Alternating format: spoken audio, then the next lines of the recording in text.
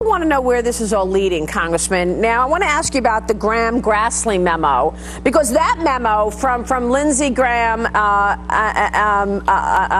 Chuck Grassley, that memo confirms everything basically in your memo, but it also recommends charges.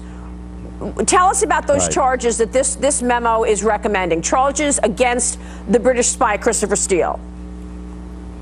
Yeah, so it's pretty clear. The good thing about the Grassley-Graham memo, not only is it was actually a letter, it was a criminal referral to justice.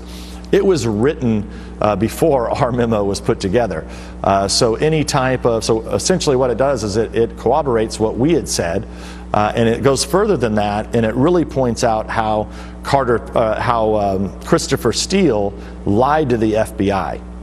So it is a clear-cut case. Christopher Steele lied to the FBI, and I can't for the life of me know, when you have the House who said that, hey, this guy lied to the FBI, and you have the Senate who said this guy lied to the FBI, Christopher Steele, what is the Justice Department doing? Where is the prosecution of Christopher Steele? This is a slam dunk case. They have all the documents, and this is what makes people really wonder about having confidence that the DOJ and FBI are playing this straight up.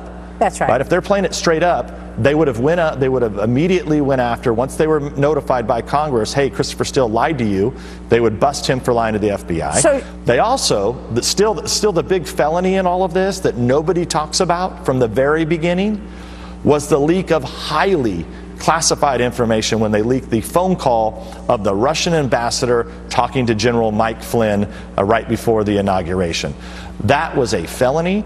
Nothing's ever been done about it, and people are sitting, like myself, are sitting there, hey, you want to go after people who were colluding with the Russians? Great, but let's first start with the felonies that we actually know that took place, and for some reason nobody thinks that that's important to do. Nothing's been done, and it's absolutely outrageous. Well, that's what I'm saying. I mean, there are more felonies that you can point to. I mean, the idea that Cheryl Mills got immunity after lying to the FBI, and a number of other Clinton cronies getting immunity after actually lying to the FBI. The idea that two FBI agents, Peter Strzok and his lover, the lawyer Lisa Page, are saying, okay, he's winning, we need an insurance policy.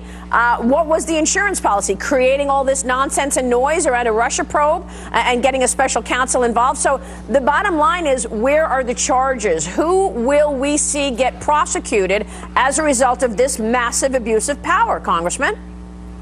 So what we can do, what can we do in our branch of government, in the legislative branch of government? We provide oversight, right? So we look at these agencies, we can investigate them, and at the end of the day, we can make criminal referrals, but criminal referrals only. We don't have people that can go out and arrest people and bring them down to the Capitol and hold them at in the bowels of the Capitol. All we can do is make criminal referrals. So if DOJ and FBI are not going to prosecute what seem to be very clear cases like with Christopher Steele lying to them, or if they're not going to investigate clear felonies like the leak of very highly sensitive classified information in terms of phone calls that were intercepted, if they're not going to go after those, at some point the buck's going to have to stop with someone, and we will continue our investigation. But I think ultimately it will be the American people who will put the pressure not only on Congress but the other branches of government to make sure that justice is served. Yeah, so where does